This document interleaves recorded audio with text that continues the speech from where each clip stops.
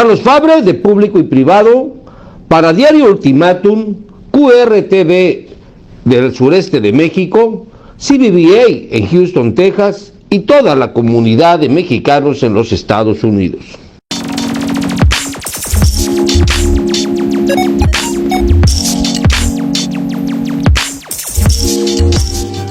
Hola, ¿qué tal? ¿Cómo estás? Muchísimas gracias por vernos y escucharnos en todas tus redes sociales. Soy Carlos Fabre y este es tu canal de Público y Privado.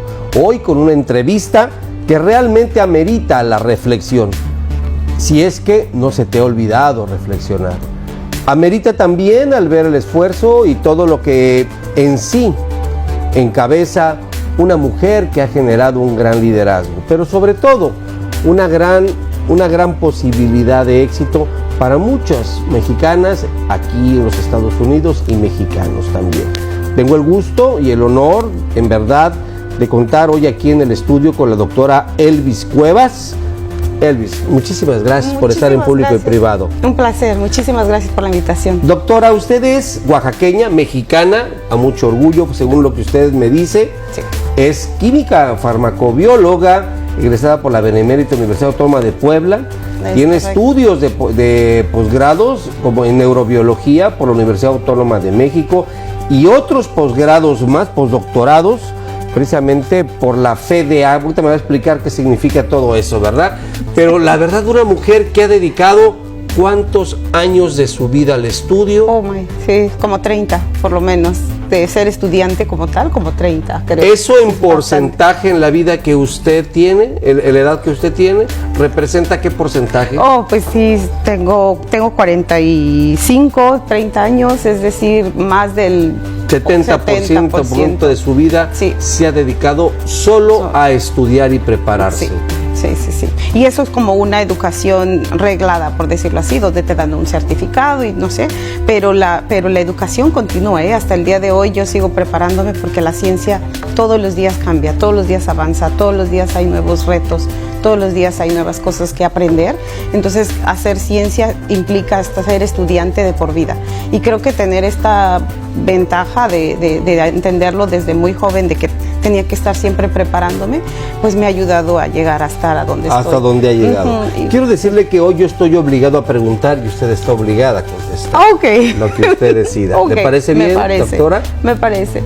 Bueno, pues vamos a entrar un poco en materia y trataré de dividir esta entrevista en dos tópicos. Una, sin duda, hablar del Alzheimer, que es un tema muy actual, es un tema muy recurrente en la vida principalmente de gentes adultas, pero también tiene un tema vigente en las gentes jóvenes que ahorita nos va a platicar ella, y hablaremos también de la vida de la doctora Elvis Cuevas. Vamos a empezar.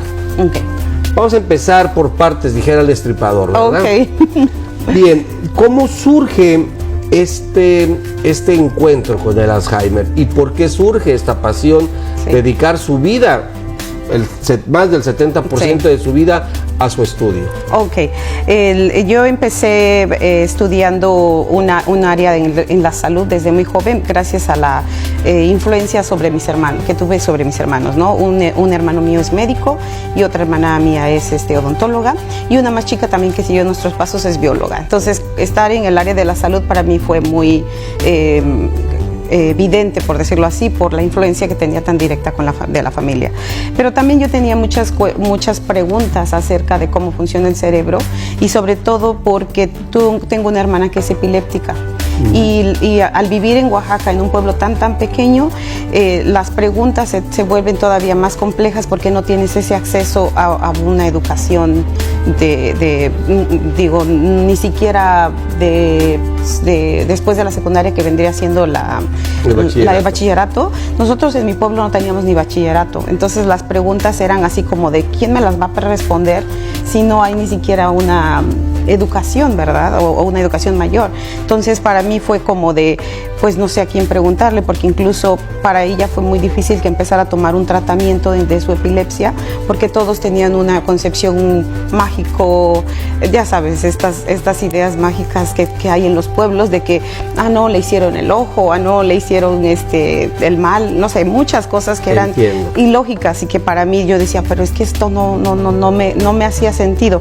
Entonces cuando yo empiezo a estudiar químico farmacobiólogo, al final de mi carrera tuve la fortuna de hacer mi tesis y mi servicio social en el laboratorio de neurofarmacología.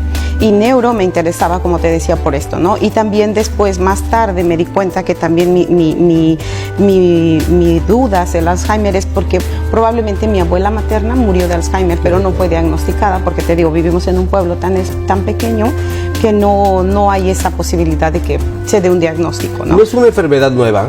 No, por supuesto, para nada. No había sido diagnosticada como tal. Y más en comunidades remotas como México, ¿verdad? Como México y en Oaxaca, ¿no? Que somos de las comunidades más pobres y las más alejadas de una ciudad, por decirlo así, donde tienes mayor acceso a la salud, ¿no? ¿Se ocupaba este término de que está loca, no? No, por ejemplo, o está ya por viejita. O está loco, ¿no? O está loco, o por viejita ya tiene demencia, ¿no? Ya tiene demencia. Sí, ya se le olvidan las cosas porque está muy viejita. Cuando la vejez no es sinónimo de demencia, ¿no? O sea, es muy diferente una vejez normal, por decirlo así, sí, normal, digámoslo, a una vejez con una patología, ¿no? Que obviamente la vejez o la edad es un factor de riesgo principal para padecer el Alzheimer. ¿Qué quiere decir? Que después de los 65 años, las personas desarrollamos o tenemos mayores probabilidades de desarrollar el Alzheimer. Tiene que ver con el cerebro. ¿El cerebro se cansa? ¿El cerebro? ¿Qué es el cerebro? Sí. ¿Y por qué produce este tipo de enfermedades? Claro, el cerebro, bueno, es este órgano que está dentro de la cabeza. ¿Es un órgano? Que está súper protegido, que está súper desarrollado y que se dice que es como el maestro de todos los demás órganos porque es el que dirige la orquesta, ¿no? O sea, para que yo esté pensando, hablando y moviendo, el cerebro es el que está haciendo todas estas conexiones químicas, físicas, que hacen que yo hable, piense y mueva manos. Y articule. Y articule y que no se me olvide y que sea un poco coherente al hablar, quizás por el nervio de la cámara me dé un poco, no esté articulando de la mejor manera, pero sí el cerebro es el que ejecuta esas funciones, bueno, el que dirige esas funciones. Sí. Entonces es un órgano altamente desarrollado, altamente cuidado por lo mismo, ¿no? Curiosamente no tenemos al revés, ¿no? En los pies no tenemos el cerebro, por decirlo así, ¿no? Pero sí tenemos obviamente conexiones nerviosas que hacen que nuestro cuerpo se mueva. La comunicación llega a todas partes. Exactamente. Si no lo cuidamos, si abusamos de él, y aquí ya vamos a empezar a lo mejor muy técnicos, pero si consumimos demasiada glucosa, si consumimos demasiado alcohol, si consumimos demasiado tabaco, si estamos estresados constantemente, eso va a hacer que nuestro cerebro con el paso del tiempo se vuelva más, como tú dijiste, ¿no? Se vuelva más sensible y se vuelva más ¿cómo se dice? Como que se facilite el daño, ¿no? Entonces se enferme el cerebro. Entonces, obviamente la enfermedad de Alzheimer por lo menos es multifactorial, ¿no? No tiene nada más que ver una cosa, no tiene nada más que ver una cosa y no. Se ha visto que hay muchísimos factores de riesgo que se van acumulando durante el transcurso de la vida. ¿Se sabe a ciencia cierta qué es lo que ocasiona el Alzheimer, aparte del azúcar, aparte del estrés, aparte del alcohol? O sea, se sabe así, porque yo conozco mucha gente que fuma, que toma y que esto, pero no tiene nada. Claro. Sí, porque es factores de riesgo, vuelvo a decir, ¿no? Un factor de riesgo, ¿qué quiere decir? Que podría ser que eso detone o haga que desarrolle la patología, pero no es directamente proporcional. ¿Qué quiere decir? Que si tú fumas o tomas, probablemente tienes un 5-10% más de probabilidad, pero no es 100%. Entonces, ahora, lo que tú no quieres es sumar 5 de aquí, 5 de acá y que te llegue al 100, ¿verdad? Sino que vas a tener que ir modulando y cuidando todas estas todos estos ¿Qué factores origina de el riesgo. Alzheimer? Lo que sabemos en términos del Alzheimer, hay dos tipos de Alzheimer. El Alzheimer que es de tipo familiar, y ese sí tiene que ver con una cuestión genética y es de herencia. Ahí sí no hay nada que hacer. Y el de tipo esporádico, que ahí sí tenemos mucho que hacer. ¿Y qué tenemos que hacer? Desde prevención, ¿no? De cuidar nuestra alimentación, hacer ejercicio, no fumar tanto. Fumar a lo mejor sí, porque a lo mejor te gusta y porque a lo mejor te da un poco de relajación, reduces tu ansiedad, lo que sea, pero tiene que ser muy controlado, nunca llegar a los niveles de donde te pierdes y ya no sabes, ¿no? Claro. Entonces, hay muchas cuestiones que ahora se están observando que hay que saber modular para no... como para no darle ese factor de riesgo extra a nuestro cuerpo y a nuestro cerebro para que pueda desarrollar esa patología. La edad mencionaste, mayor de 65 años, pero ha habido casos de jóvenes que padecen la enfermedad. Si son jóvenes, son entre 45, menores de 65, que sería 45 los más jóvenes y a veces incluso un poco antes, y esas son las patologías que te decía que tienen que ver con la familiar. Cuando es familiar, sí o sí te va a dar antes de los 65, mucho antes. Entonces hay comunidades ya muy caracterizadas, por ejemplo en Colombia, que se le llama incluso la enfermedad del paisa, que tiene que ver con esto de que les da la patología entre los 40 y 45 ya empiezan a desarrollar estos problemas de demencia. Muchas veces a nosotros se nos olvidan las cosas, sí. Y te das cuenta, cada día se me olvidan más las cosas. Todos somos obviamente sujetos a padecer esta enfermedad, pero es común que se te olviden las cosas, es normal que se te olviden las cosas. Hay incluso unas personas que inmediatamente dicen lo más común, ¿no? De que se te olvidan las llaves. ¿Dónde dejé las llaves? ¿No? Ese es como el típico ejemplo. Pero este olvido viene siendo a veces aunado porque estás seguramente en un proceso de mucho estrés, seguramente estás, siempre y cuando no sea que vaya avanzando, ¿verdad? Porque si va avanzando, suponte que hoy perdiste las llaves, pero como dentro de un año ya se te empieza a olvidar, empiezas a poner, por ejemplo, cosas que van en la cocina, en el baño. Por ejemplo, dejar la leche el bote de leche en el baño, o dejar algo del baño en la cocina, que son cosas muy evidentes que tú dices, caray, no lo olvidaría, yo. Eso no lo haría de ninguna otra manera. Exactamente. Entonces, y es progresivo, ¿no? Esta patología es progresiva. ¿Qué quiere decir? Que año con año la evidencia de la pérdida de la memoria va siendo tan gradual que llega a una demencia total, donde las personas ni siquiera ellas mismas se reconocen frente a un espejo. Pueden verse en un espejo y no reconocerse. Bueno, a mí me pasa también seguido, ¿eh? Ya no me reconozco. Oye, y sobre todo si un día te levantas así, ¿no? Ferozo, y dices, no soy yo. Así es, querida doctora. Oye, la manera de curarlo, ¿hay muchos medicamentos o no hay medicamentos o se han fabricado medicamentos expresos para esta enfermedad? Ok, hasta ahorita, como lo que tú también mencionabas, ¿no? De por qué enferma el cerebro, en este sentido todavía hay mucha desventaja en saber por qué, cuál es la causa, ¿no? Cuál es el origen, y por lo mismo no hay tratamiento. O sea, ahorita podemos decir categóricamente que no hay tratamiento. Sí, que cure. Sí hay un tratamiento que reduce probablemente la sintomatología, que quiere decir que, por ejemplo, hay fármacos que lo que van a hacer es que esa persona no pierda la memoria tan fuertemente y tan gradualmente como se va, que la retrase un poco, que a lo mejor no tenga problemas de ansiedad como se ven si se le dejara así que se desarrolle solita la patología, sería súper grave además, ¿no? Porque no solo desarrollan la pérdida de la memoria, también se vuelven ansiosos, se vuelven agresivos, se vuelven depresivos, se vuelven muchas cosas las que van, porque el cerebro se va a afectar primero las partes.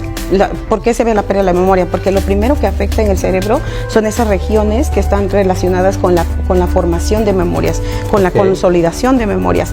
Pero cuando ya empieza a afectar más y más áreas, porque lo que se ve que hay proteínas que se van agregando y estas proteínas van funcionando como si fueran un virus, por decirlo así, que va a desencadenar más contaminación alrededor, pues se va desarrollando y va afectando más y más áreas. Entonces, hay incluso, es progresiva. Es progresiva totalmente. Entonces empieza a afectar las áreas donde se consolida la memoria y donde se forma la memoria, por eso es que se ve la pérdida de la memoria. Sin embargo, cuando ya afecta otras regiones que están relacionadas, por ejemplo, con el movimiento, con la conducta, con todo, ajá, ¿no? Exacto. Entonces empieza a afectar. Entonces, dependiendo del estadio de daño, tiene que ver con su forma de actuar de la persona, la conducta de la persona, ¿no? Hay muchos medicamentos aquí en Estados Unidos, supuestamente que se venden para el tema del Alzheimer. Es en sí un tema entonces de negocios de quienes elaboran esos medicamentos. Es en sí tú estás muy relacionada con el tema de medicamentos, ya que atiendes un área central que es el cerebro. Es en sí, voy a hacerlo directa la pregunta. Okay. ¿Es en sí la medicina en los Estados Unidos un negocio? Ok, ahí tengo que contestar desde dos posturas que podría tener, ¿no? La primera es, mi área como tal de investigación se centra más a evaluar la etiología de la patología. Entonces yo no estoy tanto ahorita involucrada en el diseño de fármacos, que ese es mi segundo nivel, mi segundo proceso, o el proceso que todos los investigadores queremos hacer, es encontrar la cura, ¿verdad? Claro. Y para encontrar la cura, pues tienes que proponer un fármaco. Y después ese fármaco, obviamente, hacer investigación es súper caro, o sea, no es así como de muy barato. Entonces, para eso, obviamente, necesitas capital, necesitas dinero. Entonces, en esos términos, quizás muchas personas o mucha gente podría decir, bueno, pues es que está haciendo negocio para desarrollar esa fórmula. Pero sí, eso es como en cuanto... O están haciendo negocio para que no se desarrolle esa fórmula, también puede ser. Ay, no lo sé, no lo sé quién tendría esa intención, pero puede ser, no estamos exentos. Ha habido en la historia... Imagínate que hubiera una cura para el cáncer. Ajá, es lo que te iba a decir. Ha habido en la historia y ha habido se sabe en la industria que puede ser real o no real, no lo sé, no he investigado profundamente, pero sí se ha visto que, por ejemplo, hay quienes quienes, por ejemplo, dicen, pues ya está la cura, o no está la cura, para, por ejemplo, manipular a lo mejor un poco la parte económica. Pero eso yo creo que ya tiene que ver con una parte que tiene que ver como ser humano. Tú como investigador, ¿qué valores tienes? Tu ética como ser humano, tu ética como tus valores, ¿no? De cómo es, qué es lo que tú quieres hacer para la sociedad. Si quieres ganar dinero, seguramente vas a hacer cosas que, si solo es ganar dinero, y aquí otra vez vuelvo con dos posturas, ¿no? Una cosa es que quieras ganar dinero desde una forma ética, y que quieras ganar dinero desde como se pueda. Y a lo mejor muchos cometen el error de que dicen, quiero ganar dinero a costa de lo que sea, y entonces se pierden, ¿no? Ahorita que existe el cáncer, se me vino a la mente este problema que hubo en México de los niños que recibían agua de una inyección en lugar del fármaco, ¿no? En Veracruz. En Veracruz. Creo que tú sabes mejor de eso, pero bueno, el punto es, imagínate que enfermó el tipo que lo hizo para ganar un dinero, falsificar vacunas y ponerle solamente agua como tratamiento. Voy a tocar un tema más reciente. Okay. Y yo sé que tú eres, obviamente, no es tu tema, no área de investigación, pero es un tema que está en boga en México. El tema de la pandemia. Hubieron para muchos críticos una gran cantidad de muertos que no debieron haber muerto. Desde tu punto de vista como científica, ¿tú crees que la atención a la pandemia mediante ciertos medicamentos que mataban piojos era el protocolo adecuado para atender la pandemia? No, por supuesto que no. Y ahí hay varias cosas que hay que analizar, ¿no? Se dio un problema muy complejo, porque ahí nos dimos cuenta lo no preparados que estábamos para una pandemia, a todos los niveles, pero mucho más a nivel científico, ¿no? Porque debería de haber un mecanismo de haber desarrollado desde antes una posible vacuna para cuando ya desde antes se había venido diciendo, pero no hubo un seguimiento real, no se le dio la importancia. Estás hablando de real. México, ¿verdad? Sí, y no solo en México, en todos lados se dio, pero hablamos de México. Entonces, no hay unas, ¿cómo se dice? Estos mecanismos de seguridad pública a nivel de personas preparadas, de que haya realmente un grupo donde hay un interés. Que no haya interés de realmente tener un grupo donde solo se dedique a eso, ¿no? Porque dicen, ¿para qué voy a gastar algo en lo que probablemente ni va a pasar, ¿no? Siempre pensamos, ni va a pasar, ¿para qué voy a gastar dinero? Pero además un dinero que tampoco tengo, porque, como seamos sinceros, en México no contamos con una seguridad económica como para decir, voy a invertir en esta investigación donde puede ser que en un futuro nos vaya a ayudar, nos vaya a servir. Voy a hacer dos preguntas y las voy a hilar una con otra. Okay. En el tema de la investigación, ¿tú consideras que México es vanguardia en temas de investigación, o en qué lugar pondrías tú a México en temas de investigación, pero investigación aplicada obviamente al beneficio humano, pero porque hay muchos tipos de investigación? ¿Y por qué estás en Houston y no estás en México investigando? Ay, qué duro eres, Carlos. Ok, bueno, estas sí son preguntas duras, ¿no? Porque justo estaba leyendo que la OCDE nos clasifica en el último número de investigadores per cápita. ¿Qué quiere decir? Que por cada 1000 trabajadores mexicanos hay un investigador, por cada 1000, mientras que los países con mayor seguridad social, hablemos, o con mayor riqueza, tienen hasta el 5% del PIB de dinero que dan, ¿no? Cuando nosotros nos dan el 0.5, y entonces estos que tienen el 5 o más del 5, o sea, 5 es como un promedio, pero hay más en algunos, esos que tienen esa inversión en la investigación, se ve reflejado en términos de economía y de seguridad social, porque hay hasta en esos países hay hasta 17 investigadores por cada 1000. Es decir, que nosotros tenemos 1 versus 17. Te voy a dar otro dato. ¿Sabías que la investigación genera más de 5 empleos? Por línea de investigación? Sí. Es impresionante lo que genera de trabajo la investigación. Sí, por eso te digo que hay una relación directa entre hacer investigación y seguridad pública. Que el mecanismo para llegar de aquí a aquí es súper complejo, sí. Que para que lo analices es otra charla profunda, sí. Claro. Pero la asociación es directa, ¿eh? O sea, entre un país que tiene investigadores, la seguridad social es mayor, la economía, la seguridad social en general es mucho mejor. ¿Y por eso estás en entonces, ahora, ¿por qué llegué a Houston? Bueno, sí, evidentemente yo no tuviera, eso lo tengo súper claro, yo no tendría incluso esta entrevista contigo hoy en este día si yo me hubiese quedado a hacer investigación en México, porque a lo mejor no tendría los más de 40 papers que tengo.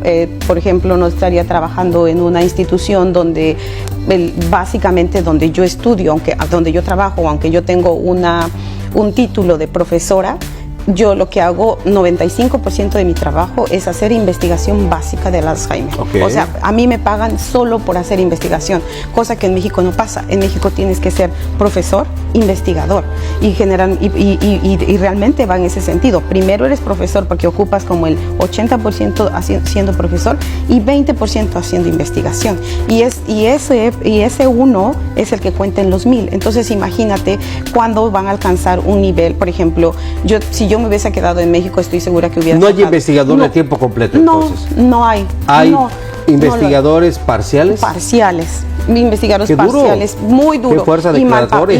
Y mal pagados también, muy mal pagados. Muy mal pagados. Y los fondos que llegan para hacer, como te digo, si aquí en Estados Unidos, no recuerdo mucho en cuánto está el Producto Interno Bruto para investigación, pero estoy segura que es más del 5%. 5%, sin duda alguna. Sin duda alguna. En México estamos en el 0.5%, 10 veces menos. Y eso, el 0.5% es el viejo, porque ahora que hubo tanto recorte, lo que sé es que es del 0.3, o sea, lo bajaron en lugar de aumentarlo. Entonces imagínate qué calidad de investigación se va a hacer.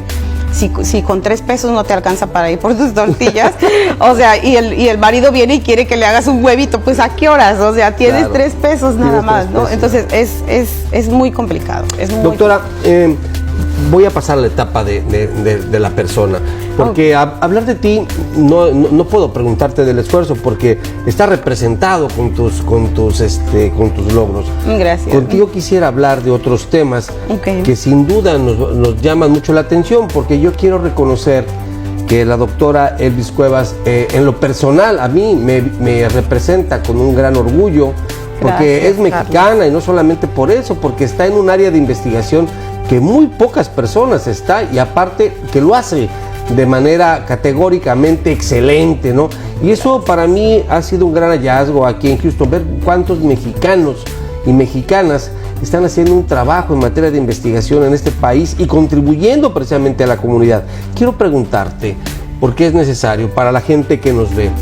Esto ha reflejado sin duda mucho esfuerzo, como dije, pero ha reflejado también muchos olvidos. ¿Te has olvidado de vivir? ¿Te has olvidado de tener familia? ¿Te has olvidado de ti?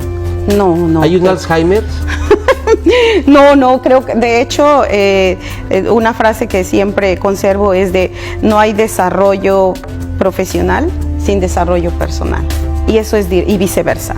Es un juego de personal, profesional, personal, profesional. Siempre tienes que estar en ese loop, ¿no? Y a veces hay ocasiones en las que sí, por supuesto, tengo que invertirle mucho más tiempo a la profesión, porque viene el tiempo de que hay que publicar, que hay que aplicar para recibir más fondos. Y sí, en ese momento a lo mejor descuido un poquito mi parte personal, pero no al grado de olvidarme de quién es Elvis Cuevas. ¿Quién es Elvis Cuevas? Nunca. Eso ¿Eres sí, casada? Nunca. Soy casada. Soy felizmente casada. Felizmente casada, 27 años casada. Wow. Sí. Entonces el marido ha estado en todo este proceso, así que lo entiende súper bien. Lo entiende muy bien, que esa es otra de las ventajas. Es una gran ventaja. Muchas ventajas. Él siempre ha estado apoyándome, siempre ha estado al pie del cañón, como digo yo, y por eso digo, nunca le he olvidado, ¿no? ¿No tienes hijos? No tengo hijos. También esa fue una elección desde muy joven que hice. ¿Pero no tiene nada que ver con tu profesión? No. ¿Esta decisión, pues? No, creo que no. Esta decisión yo la tomé mucho antes de incluso ingresar a la universidad. Entonces yo tenía muy claro desde niña que no quería ser mamá. Pero y lo que sí puedo dar es que lo que sí puedo decir es que fue una ventaja, porque he estado en pláticas con amigas del área, que se les hace súper complicado y que a veces tienen que tomar incluso una decisión de a veces pausar un poco su área científica para ser mamás, ¿no? Porque no tenemos todavía esa socialmente no hemos desarrollado un mecanismo donde las mujeres estemos 100% integradas como los hombres al área de trabajo. Ya olvida tú si ves científica o si es la señora que hace el aseo de algún lugar. Todas tenemos el mismo problema, independientemente, claro. Porque no hay un... No lo había pensado así, sí, pero tienes toda la razón. Todas tenemos el mismo problema. Y digo, por fortuna yo no he estado en ese, entonces a lo mejor no puedo hablar tanto del tema en función de que lo haya vivido, pero sí lo he visto como otras compañeras, por desgracia, tienen que a veces decidir entre regresar a casa a cuidar a los hijos y pausar un rato su parte profesional y luego seguir. En mi caso he tenido la fortuna de no parar, ¿no? Después de la maestría llegó el doctor, después de la licenciatura llegó la maestría, después el doctorado, el postdoctorado y ahora trabajando. Entonces todo fue como muy reglado y muy funcional todo junto. Sí, todo junto, sí. Doctora Elvis, hay temas cruciales en la personalidad de alguien, y en este caso en ti. Yo quisiera preguntarte, esta concepción del mexicano que emigra, porque tú eres una migrante, de alguna otra manera. No, soy migrante, tal cual. ¿Marca o ha marcado para ti algún tema discriminatorio en este país? ¿Ha marcado para ti algún tema discriminatorio por ser mujer? ¿Ha marcado para ti algún tema discriminatorio el hecho de que hables de temas que pocas mujeres hablan? Claro. Yo directamente no lo he sentido, pero mucho tiene que ver también con mi forma de ser. Yo soy demasiado positiva y a veces como de peco de ser positiva, y a veces me dicen, ay, tu positivismo tóxico y no sé qué, y yo, está bien. Entonces a veces no lo veo y justo no lo veo como que en ese momento, después de que salgo de esa de esa situación, luego lo valoro y lo digo, oh no, sí hubo una discriminación. Te voy a contar una situación que pasé cuando era estudiante de doctorado. Uno de mis tutores, el primer comentario que me hizo fue de, si quieres hacer un doctorado, no puedes embarazarte durante el proceso de doctorado. Yo digo, como dicen, me entró por acá y me salió por acá. ¿Por qué? Porque yo tenía la convicción de que no quería ser madre, entonces para mí embarazarme no era un problema, ¿no? Yo no quería tener hijos. Pero aún así, aún así, exactamente, pero ya después cuando yo empiezo a ver, cuando te digo que empiezo a platicar con las amigas de cómo ellas lo viven, porque ellas genuinamente querían ser madres y alguien les dijo que no podían, pues ellas se molestaban y les afectaba muchísimo que les dijeran eso. Y yo decía, pero ¿por qué les afecta? Pero ¿por qué? A mí no me afectaba porque yo nunca lo había visto desde ese punto, ¿sabes? Y es cuando yo veo que sí, mi positivismo es tóxico, ¿no? Porque en ese momento yo le hubiera dicho, a ver, momento, que yo no quiera tener hijos es porque yo lo decidí, claro, pero no porque tú me impones una idea por ser un hombre que se beneficia del sistema, de que tú te puedes dar el lujo de sí tener tus hijos cuando quieras, porque tú no vas a venir con la panza 9 meses y luego luego a matar, luego a amamantar, o sea, todo el proceso que implica, ¿verdad? Sí. Y luego incluso en México y en muchos países, no solo México, tenemos esta idea todavía muy machista, ¿no? De que la mujer tiene que ser la que cuida al hijo, punto. Los hombres es de tú vete a trabajar, cumple con tu sueldo, cumple como proveedor. Entonces, a mí esa parte yo no la vi hasta muchos años después, que yo dije, a ver, espera, a mí me dijeron eso, pero yo nunca vi como que hubiese sido una discriminación o una falta de incluso de respeto, ¿no? Y aquí también, por ejemplo, yo veo que cuidan muchísimo esas cosas, incluso cuando tú vas a contratar, cuando nosotros, que ahora que tengo la fortuna de contratar gente para mi grupo, te dicen, ¿qué preguntas no puedes hacer? Y una pregunta así que no puedes hacer, pero ni de broma, es preguntarle a la persona si es o no casada. ¿Por qué? Porque no tiene nada que ver con tu función como trabajador, no tiene nada que ver si eres casado o no casado. O está embarazada. Exacto, o estás embarazada o planeas tener hijos. No, esas son preguntas prohibidas. Aquí son prohibidas. Mientras que en México a mí sí me las hicieron. Entonces sí es como una cosa de qué bueno que se estés empezando a sensibilizar, qué bueno que se esté empezando a decir qué preguntas puedes hacer, qué preguntas no puedes hacer, porque a veces incluso uno, por las ideas que trae uno anteriores, se te hace normal hacer esa pregunta, claro, pero para alguien puede ser ofensivo, porque a lo mejor suponte que está en un proceso de que no se puede embarazar y que ya está en mucho estrés la persona y tú le dices, ¿quieres embarazarte? Y pues, no, pues, en lugar de que te conteste, pues yo creo que te la recuerda y se pone a llorar, ¿no? De acuerdo contigo. Entonces hay muchas cosas que ahora, muchos temas que se van viendo, y así como detalles de discriminación como tal, yo no lo sentí, pero porque te digo, porque yo soy como muy positiva y digo, seguro está de malas y viene de malas y me dijo ese comentario, pero si no me afecta, le doy la vuelta. Ya si es algo que me afecta, yo en ese momento Paras el carro. Paro el carro, aclaro y ya, pero sí. Bueno, tu preparación, tu jerarquía te lo permite, pero hay mucha gente que no se lo permite, claro, y a eso va mi siguiente dos preguntas.